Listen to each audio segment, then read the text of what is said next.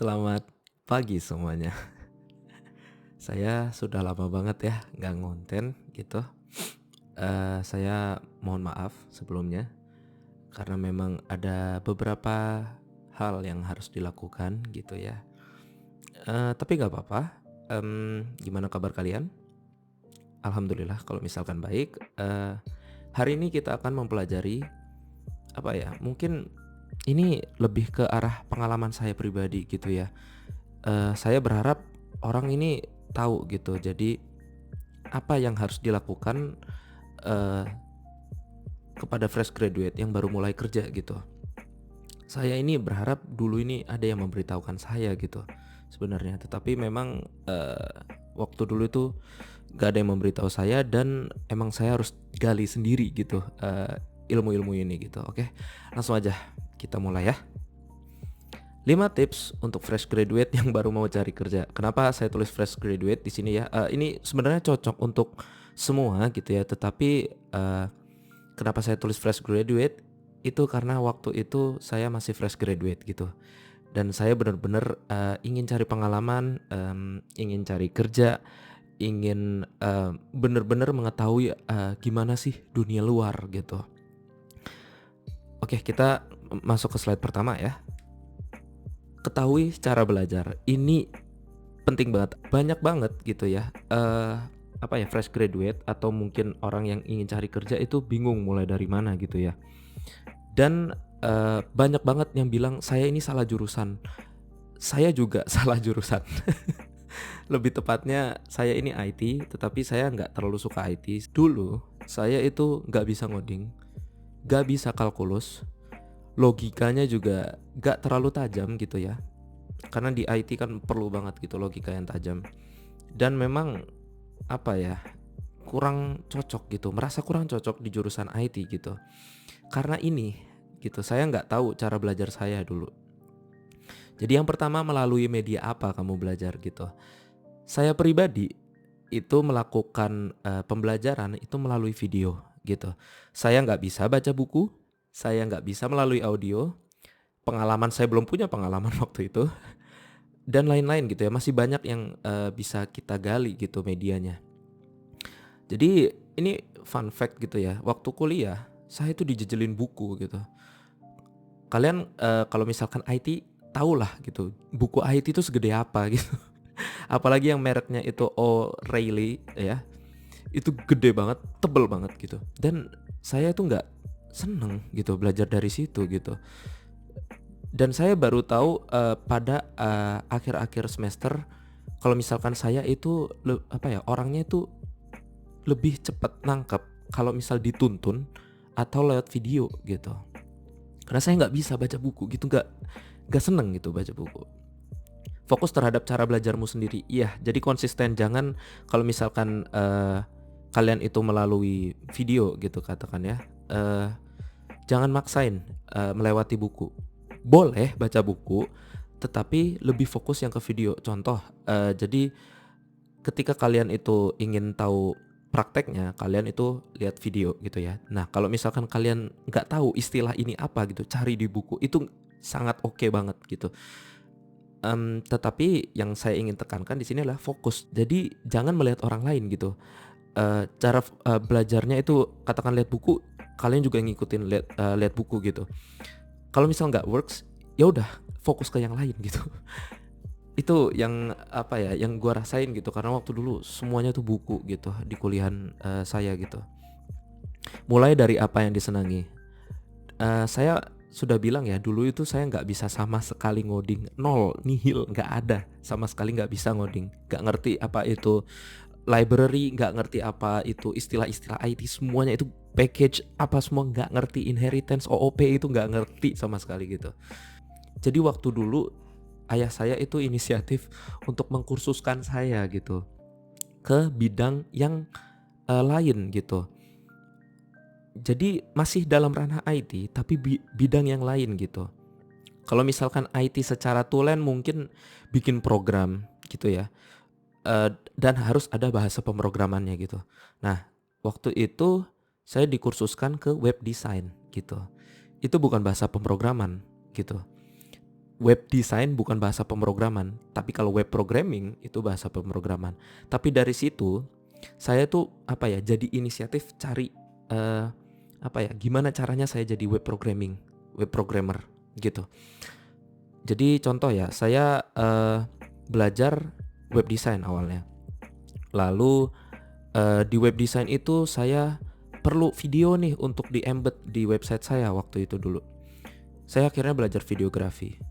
Saya belajar rules of third, saya belajar eye trace, saya belajar kamera, saya belajar banyak banget lah gitu. Nah, terus di video ternyata ada elemen audio gitu. Gimana supaya audio di video itu bagus gitu. Akhirnya saya belajar audio juga. Saya belajar ekualisasi, saya belajar normalisasi, saya belajar kompresi, saya belajar noise cancelling gitu. Banyak banget yang dipelajari. Jadi mulai dari yang disenangi, baru itu nanti akan merambat ke yang lain, karena satu domain itu, satu ilmu itu banyak cabangnya gitu. Oke, lanjut ke slide 2 gitu ya. Punya tujuan. Jadi ada 2 gitu tujuannya ya. Tujuan sementara sama tujuan di akhir. Kalau tujuan sementara itu hal kecil yang dapat mencapai tujuan akhir. Kalau tujuan akhir itu hal besar yang dicapai dengan konsisten, sabar, dan dari kecil. Tuh. Yang ketiga, fokus ke hasil. Jadi gini, gak bisa gitu ya. Kalau kita lihat di Instagram gitu ya, story, terus TikTok gitu, kita gak bisa tiba-tiba itu punya mobil Lamborghini gitu. Karena banyak banget kan yang mungkin flexing gitu. Yang gak ada masalah, mungkin itu cara marketingnya mereka gitu. Dan gak bisa kita tuh langsung besar seperti itu tuh gak bisa gitu. Memang harus sabar dari tujuan yang kecil gitu. Contoh ya, kalau kalian mau jadi motivator besar, ya dari yang kecil dulu, ngomong sendiri di depan kaca, lalu terus membuat seminar secara gratis, mungkin membuat YouTube seperti saya. Mungkin bisa, sehingga dari yang kecil-kecil tersebut kalian itu dikenal dan mencapai tujuan akhir gitu, menjadi yang besar gitu, motivator besar gitu. Nah, yang ketiga, ini kenapa saya tulis fokus ke hasil. Kalau nggak ada hasil, ya pindah gitu. Contoh, kalau misalkan kalian itu terus-terusan ngomong di depan kaca dan nggak ada hasilnya untuk mencapai si motivator besar ini, ya jangan gitu. Buat seminar, buat YouTube, cari apa yang ada hasilnya gitu sih. Oke, kita lanjut ke 3 ya. Ini 1, 2, 3. Oke. Eksperimen. Jadi ada 3 elemen nih di eksperimen. Sukses secara spesifik, itu tidak ada caranya. Buat banyak banget eksperimen. Dan 3, jangan telan omongan orang secara mentah-mentah. Nomor 1 ya, sukses secara spesifik itu tidak ada caranya. Gini, kalau misalkan kita lihat media sosial sekarang ya, Instagram, TikTok, Facebook mungkin, atau semuanya lah gitu, banyak banget motivator yang bilang sukses itu begini caranya, sukses itu begitu caranya, gagal itu begini, gagal itu begitu. Menurutku sih pribadi, gak ada yang spesifik gitu. Manusia itu diciptakan berbeda-beda gitu. Kalian gak bisa, ya kita ya, bukan kalian ya, kita, saya pun termasuk, kita tuh gak bisa mengikuti. Kalau misalkan omongan A itu kita ikuti, itu belum tentu kita itu sukses. Mungkin bisa sukses, tetapi gak semuanya itu bisa sukses gitu. Ada yang bilang kalau misalkan sukses itu harus berorientasi ke uang. Bener banget. Tapi ada loh orang yang sukses itu dengan cara membantu orang lain. Dan ada juga emang yang karena orientasinya uang itu juga dia itu berhasil gitu. Buat banyak banget eksperimen. Maksudnya eksperimen di sini itu adalah apa aja hal-hal yang bakal kalian lakukan gitu ke next day-nya, tomorrow gitu ya. Apa yang bakal kalian lakukan selanjutnya gitu. Katakan tadi ya, kita ingin menjadi motivator besar. Jadi contoh, kalian ngomong di depan kaca, itu 1 eksperimen. Kalian membuat webinar gratis, itu 2 eksperimen. Kalian membuat YouTube secara pribadi, itu 3 eksperimen. Kalian menawarkan diri menjadi pembicara, itu 4 eksperimen. Kalian itu membuat kursus sendiri gitu, itu eksperimen kelima. Jadi buat banyak banget dan cari dari eksperimen ini apa yang works gitu, apa yang bekerja gitu. Itu menurutku, sangat penting ya karena, biar tahu gitu hasilnya tuh jelas dan kalian itu tidak terpaku sama satu eksperimen yang nggak works gitu, nggak bekerja gitu. Yang keempat, progres. Lihat progres orang, bukan hasil akhirnya. Nomor satu, atur iterasi progres kamu sendiri. Dan tiga, belajar dari progres gitu ya. Gini, kita kan tadi saya udah bahas ya kalau misalkan kita tuh nggak bisa langsung gede gitu ya. Tiba-tiba dapat Lamborghini gitu ya. Karena ya itu tadi, orang itu mempunyai progres masing-masing. Jadi jangan lihat hasil akhirnya, coba lihat progresnya. Coba contoh lihat YouTuber-YouTuber deh. Katakan contoh Raditya Dika deh. Raditya Dika itu dulu stand up comedy yang nggak dikenal sama sekali. Kita nggak tahu dulu Raditya Dika itu siapa. Dia tuh mulai stand up comedy itu sendiri. Terus pertamanya itu membuat buku. Dia tuh awalnya itu bukan stand up comedian dan bukan YouTuber gitu. Tetapi dia itu adalah seorang penulis gitu. Bayangin aja kalau misalkan apa ya, orang itu ditanyain pekerjaan kamu apa? Penulis gitu. Ya pasti diketawain gitu di awalnya. Tetapi dari penulis itu kan bisa meranah kemana-mana gitu ya. Sehingga sekarang jadi stand up comedian, jadi YouTuber, terus jadi ibaratnya itu public speaker gitu-gitu ya. Dia punya banyak event karena apa ya, eksperimen-eksperimen itu yang dia lakukan gitu. Sehingga dapat menarik perhatian dari audiens yang berbeda-beda gitu. Atur iterasi progres kamu sendiri. Jadi gini, jangan terlalu terburu-buru dan jangan terlalu lama gitu. Karena kebanyakan kalau misalkan orang itu melihat sosmed ya, begitu pun juga saya tuh inginnya buru-buru gitu. Apalagi kalau misalkan melihat teman, melihat public speaker, melihat mungkin YouTuber, itu pengennya saya itu buru-buru aja gitu. Sehingga apa, eksperimen-eksperimen itu tadi jadi pecah dan kalian gak fokus gitu. Kita gak fokus gitu. Belajar dari progres. Ini yang udah aku bilang tadi gitu ya.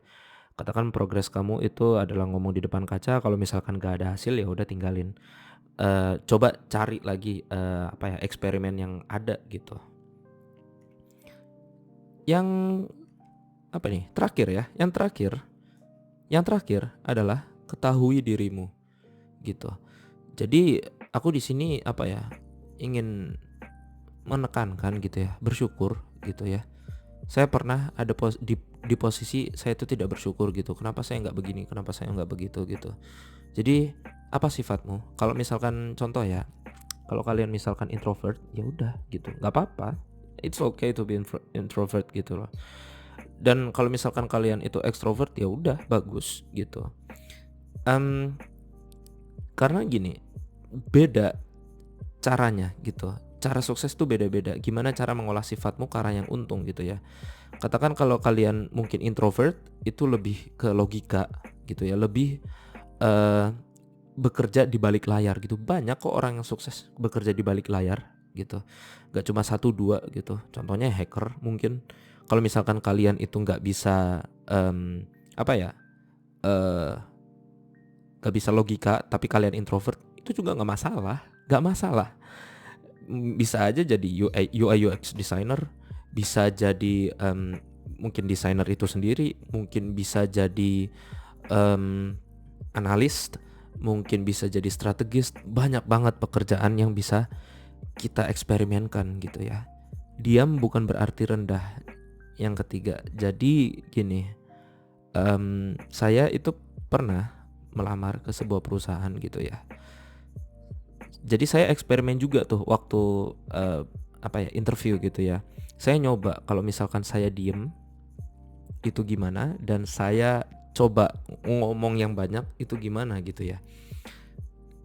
Kalau misalkan kita banyak omong gitu ya, dan mengeluarkan semua ilmu kita gitu ya, ilmu yang ada dalam diri kita gitu, pengetahuannya, itu kadang perusahaan itu merasa terancam. Ini jujur. Karena ya takut akan keberadaanmu di perusahaan dan apa ya, takut takut membuat perusahaan tersebut itu jadi berubah gitu kulturnya gitu. Itu gak masalah menurutku. Jadi yang memang harus kita lakukan kalau misalkan kita bekerja dengan orang lain, ya mengikuti alurnya gitu. Jadi ya diem, perhatiin, amati, karena banyak banget yang bisa kalian serap gitu dari bekerja dari orang lain itu gitu. Yang keempat, santuy tapi serius. Saya ini orangnya serius ya tipenya. Saya nggak bisa santai orangnya, jujur. Jadi kalau misalkan oke, contohnya baru-baru ini tuh AI itu terkenal gitu kan ya. Akhirnya saya belajar machine learning gitu. Sebelumnya saya belajar web development, JavaScript gitu ya, React, Next.js, dan tiba-tiba beralih ke data gitu, yaitu itu tadi machine learning gitu.